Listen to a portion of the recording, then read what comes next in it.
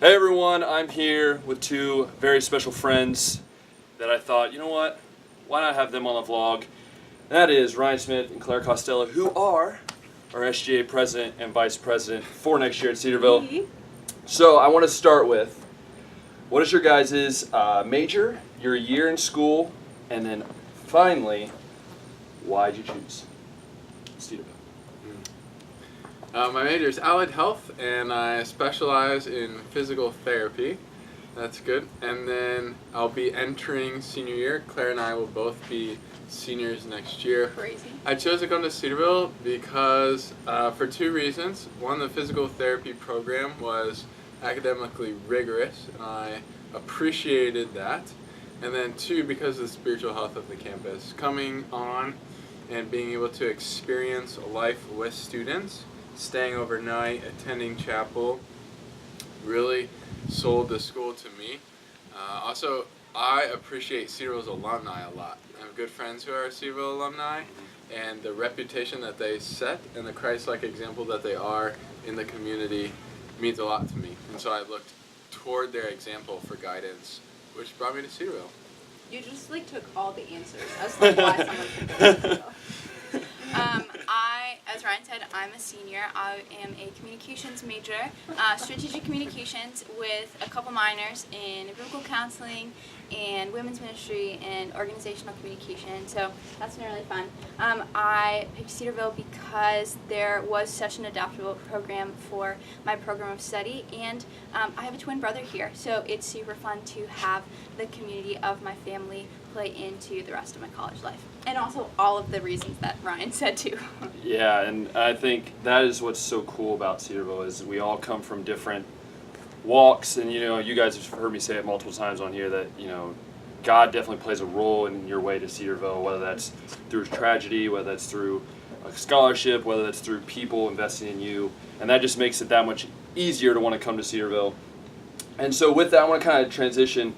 You guys, like I said, they're both going to be SGA, which is our student government here at Cedarville, if you don't know, or if you're an incoming freshman, you'll see them up on stage all the time. But why did you choose SGA this year especially being your senior year? Why did you guys choose? Yeah, I transferred into Cedarville. Not a lot of people know that I transferred in. I did my freshman year somewhere else and then worked full time and then came to Cedarville, and so really kind of struggled as a transfer student to know how to get plugged in, how to be involved. My first year was really hard because I couldn't quite figure out that community piece. And as I've spent time here at Cedarville, I've seen the way that SGA specifically plays into developing community on campus.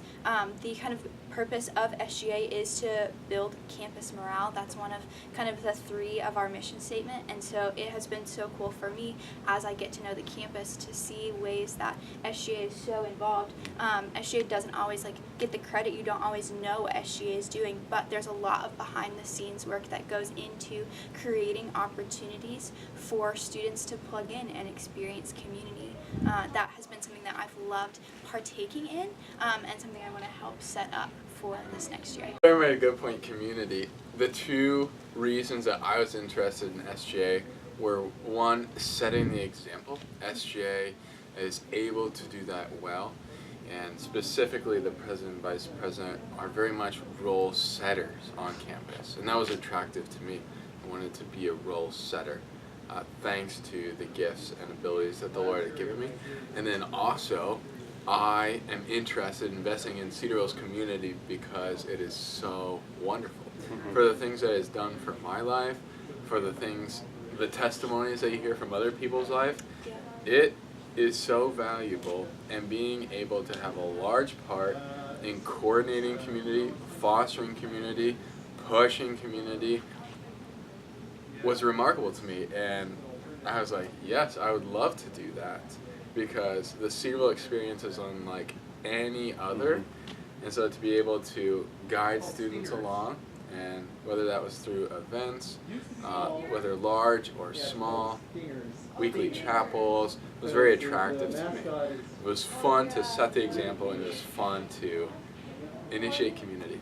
Yeah, and I think to go off that, Ryan and I got a chance to work together freshman year, and that was with basketball. I've mentioned it multiple times throughout my vlogs, and the biggest thing with that is that teaches you about the Cedarville experience. You know, like Ryan said, with being a servant's heart, but in a leadership role now. And we see that with these two, and we've seen that with, the last few president, vice presidents. And so I think that leads in great with, I think this next point I want to have you guys just, chat on is, why should freshmen, especially freshmen, but also why should other students, like let's say you're going to be a senior and you haven't gotten involved in 3 years, why should they get involved this year and then years to come, especially if they're a freshman or sophomore? Yeah, I mean, man, the time is now. Like, whether you're a freshman coming in or you're entering your senior year, like, any time is a good time to enter into community. I think one of the concepts that I think a lot about specifically with Cedarville is that you're going to reap what you sow. So if you sow really deeply into Cedarville, if you get invested with your dorm, if you get invested with events and you go to activities and you go to Brosish brunch or you go to chapel every day like you're supposed to, not just like use up all your skips, if you sow deeply into the Cedarville culture, you will reap deeply as well. And I think that's what we want, is to be able to look back at our time in school and our time at life and say, I have not wasted my time, I've used it well. Community is something that encourages and empowers and equips you to go out and create community wherever you are. And so whether that looks like back at home during breaks or during the summer or after you graduate to wherever you move or wherever you go, when you experience good community, you can then turn around and create good community wherever you go. And that's what we've been called to do as Christians. So, I mean, like, why not get involved? Yeah, I think Ryan, I'm sure you're going to touch up on that. I think something that Clara said that's really important is, like, when you go home, I think we forget that, we do all this fun stuff at Cedarville. We do all this getting involved, learning how to be served, learning how to lead. Well, we forget that we can use this at home. We can use this in West Liberty, Ohio. We can use this in New York City. Like, anywhere we go in the world, we can use the things we've learned here. And so if you learn that at a freshman level, which I didn't, and to this day I have big regrets of not being able to plug myself in and get involved. But do that now, and I think that's the biggest thing. And I know, Ryan, you probably are on the similar page of, we both kind of were in that servant's role, and it kind of went from there after that. Right. I think it's a biblical command to be in community. Not only is the example set everywhere, but Christian community specifically, bad company corrupts good morals. However, look at all of the times throughout the scriptures, and the Lord uses Paul, Timothy, a brotherhood, discipleship, mentorship type role that you're going to be able to find. When you come to Cedarville, use mentorship, you and somebody else, and use discipleship, you and a peer, as a path to personal development and community development. The Lord requires it because He knows that it works. And He knows that it works when done well. One another is able to show empathy. One another is able to challenge, to care and encourage, direct, to pray for. The list goes on. So it is important that we do these things at Cedarville so that we are able to practice when we're in the local church one day, when we have a spouse, and on and on.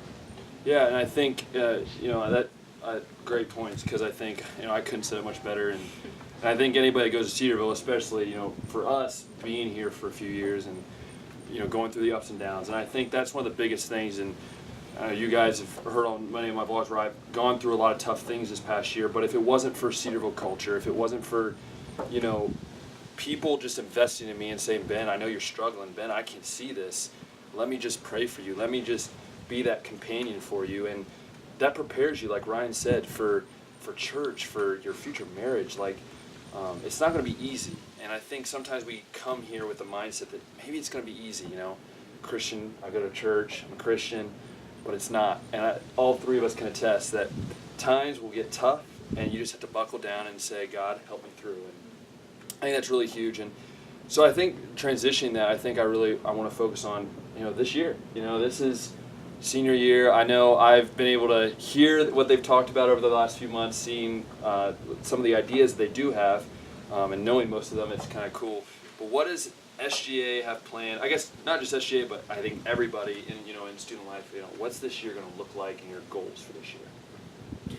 Well, emphasis, if you were here last year as we campaigned in the spring, the emphasis, the highlight was better together. Those two words really summarize what we wanted to strive for as SGA is the voice of the students. So the best way to be the voice of all students is through unity, and unity comes through community, like we've mentioned several times. So it's very important that we emphasize all aspects. A process that we're going to be implementing next year is just taking the different aspects of campus and relating them to each other. Whether that's athletics, residence life, discipleship council or discipleship leaders, whether you're on a chapel band or a heart song, all those areas do not often overlap except if you're eating in Chuck's and going to chapel. However, they can be, and when done strategically, they can combine for a greater force on campus that is very special. And when you witness it, you'll notice it because it's from the Lord and not from man's doing. I think one of the funny things for me about Better Together that I had no idea when we signed on as like a campaign slogan is that we would see it forever. Like we just keep finding it everywhere. Like it's on like signs. Like people like send me Snapchats of like cereal boxes. Like it's on like a Cheerio box. Like it's everywhere. Like Better Together is everywhere, and that's so funny because it's like following us. But it's so true, and it really is the heartbeat behind what community looks like and how campus works. One of the other lines that we had in our campaign that I love and that I want to keep using is that everybody has something to learn and someone to love. That we're all in this together, and life is better together because community is a group of people coming together and working together. And I think that's the cool thing about SGA is that our goal isn't to create all these like brand new events, to like totally like rock your world. Like we're not here to like reinvent the wheel and make everything completely different. But what we are here to do is be strategic about calling out community where it already exists and using the platform and voice that we have to highlight students who are around campus who are creating community where they are, and others who are having events to promote that, we coming alongside them and walking together in that. So I'm so excited about the opportunity and the potential that SGA has to continue cultivating the community that already exists here. And I think a good point that I think Ryan hit on was, and Clara did as well, is the idea of that everyone can be involved. And I think sometimes, and I know this from helping out on basketball for the last 3 years, athletics can be that avenue of Cedarville that gets missed. It's like that road that doesn't get driven on. No one sees them. And I think, athletes, this includes you. Like, we want you to be involved. We want, Hearts On, we want you to be involved. And we want every aspect, all the orgs and everything. We want togetherness because I think we both all can attest that throughout your time at Cedarville that you can't do it on your own. And I think especially if you have guys any questions, like these two are here to help you out and to give you the chance to learn, to grow, to do things that maybe are outside your comfort zone. Like this year, I'm doing a job that's outside my comfort zone, but I'm willing to do it to grow and to really change. And I think that's really cool and key. And I think you enjoyed the interview that I had the chance to do with Ryan and Clara. It was really awesome, and I hope you learned a lot because I did. And this is only part one. There's going to be a second video that I'm going to put up tomorrow, and that's going to include Ryan and Clara's kind of like heartfelt message to you guys going into next year, and also Ryan's going to pray for you as you head into this next year. And so please stay tuned. I'll be posting it up sometime tomorrow morning, so stay tuned for that. And also, again, thank you, Ryan and Clara. You are truly awesome.